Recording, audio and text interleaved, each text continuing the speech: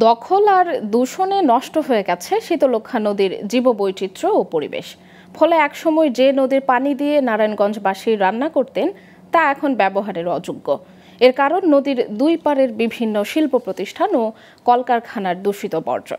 সমাজ বিশ্লেষক ও পরিবেশ রক্ষার আন্দোলনের নেতারা বলছেন, প্রশাসনের নিয়মিত নজরদারির অভাবে দূষিত হয়ে গেছে শীতলক্ষ্যার পানি। এদিকে জেলা প্রশাসক জানালেন, নদী দূষণ মুক্ত রাখতে নিয়মিত কাজ করছেন তারা। আর বিআইডব্লিউটিএ বলছে, দখল মুক্ত করতে নদীর দুই তীরে অক্ষয় রাস্তা তৈরি করা হয়েছে। নারায়ণগঞ্জ থেকে মনিরুল আলমের তথ্যচিত্রে 5 পর্বের ধারাবাহিকের প্রথম পর্বে বিস্তারিত।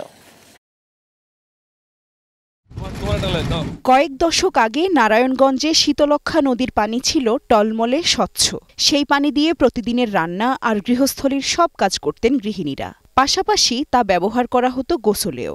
এমনকি তৃষ্ণা পেলে সেই পানি পানও করতেন নারায়ণগঞ্জবাসী। কিন্তু দিনের পর দিন নদীর দুপারে গড়ে ওঠে কলকারখানা।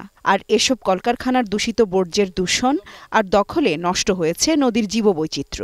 এমনটাই অভিযোগ স্থানীয়দের। যার যেভাবে ইচ্ছা ওইভাবে নদীতে যা ইচ্ছা তা ফেলাইতেছে। কালো পানি অনেকে মুখে উজুমুজু করতে গেলে, নামাজ পড়তে গেলে করা যায় না, গন্ধ করে। বিভিন্ন মিল ফ্যাক্টরির পানি এবং বিভিন্ন কাঁচরা ময়লা বার হয়। গার্মেন্টস ইন্ডাস্ট্রি আছে, ওইগুলা ডাইঙ্গের পানিগুলা মনে করেন এদিক দিয়ে সারে। সমাজ বিশ্লেষক বীর মুক্তিযোদ্ধা ওবায়দুল হক জানালেন, এই নদীর পানি দূষণের মূল কারণ বিভিন্ন কারখানার দূষিত বর্জ্য। আর পরিবেশবাদীদের অভিযোগ, নিয়মিত নজরদারি করেনি প্রশাসন। স্বচ্ছ ডালিমের মতো পানি ছিল, তো সেই পানিটা এখন আস্তে আস্তে এমন পর্যায়ে দূষণ হয়ে পড়ছে যে পানিতে পা রাখা যায় না। কোনো একটা নদীকে আমরা আজও পর্যন্ত দেখাইতে পারি না যে এই নদীটা হেলদি আছে, এই নদীটা স্বাস্থ্য ভালো আছে, কারণ এখন নদীর নাব্যতা হারিয়ে ফেলতেছে আমরা অল্পতেই। এদিকে দূষণ আর দখলমুক্ত করতে বিভিন্ন উচ্ছেদ অভিযান চালানো হয়েছে বললেন বিআইডব্লিউটিএ কর্মকর্তারা।